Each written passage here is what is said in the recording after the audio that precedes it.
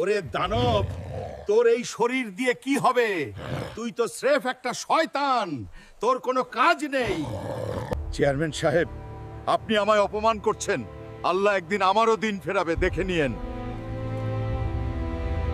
ওরে বাবারে, আমগো গ্রামে বনের পাগলা হাতি আইছে, সব শেষ করে দিল গো, কেউ বাঁচাও।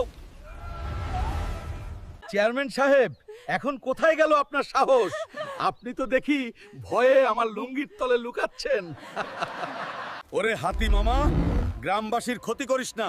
আজ তোরে আমি কুস্তি খেলা শেখাবো। আয় এদিকে। তোর নাক তো দেখি রবারের মতো লম্বা, অনেক টানি, তাও তো তুই নড়িস না, একদম শান্ত হ।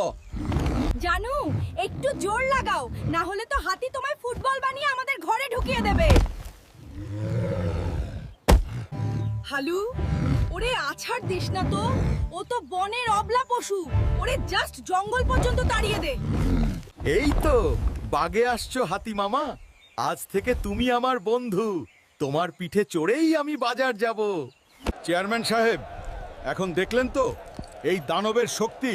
হাতিও এখন আমার হুকুম মানে। আপনার কি খবর? চাষি ভাইরা, আর চিন্তা নাই। আমি আর হাতি মামা মিলে সব জমি চাষ করে দেব। পাজি, হাতি, তুই কি আমায় গোসল করালি নাকি পুকুরে চুবালি? হালু, আমি না, দেখো হাতি মামা, এখন আমার জ্যান্ত ক্রেন। এখন থেকে ঘরবাড়ি আমিই সারাবো।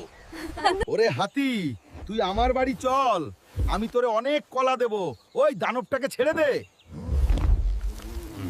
চেয়ারম্যান সাহেব, চুরির ধান্দা ছাড়েন। হাতি মামা শুধু আমার কথা শোনে। দোকানদার ভাই, আজ বাজারে সবচাইতে বড় ট্রাক নিয়ে আসছি। সব সবজি নিয়ে যাব। ওরে দানব, তুই হাতিরে কি নাচ শিখাচ্ছিস? ওরে একদম সঙের মতো লাগছে। এই নে হাতি মামা, পেট ভরে খা। তুই আমার হালুর বন্ধু, মানে আমার ছেলের মতো। দাদি, ভয় পেও না হাতি মামা, তোমায় অনেক পছন্দ করে। দেখো ও কেমন হাসছে।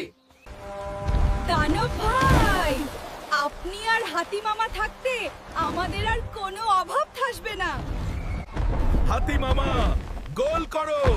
আজ আমরা সবাই মিলে এই ফুটবল ম্যাচ জিতবই। আমি না, দেখো তো আমাদের দুইজনকে কি শহরের সিনেমার হিরোদের মতো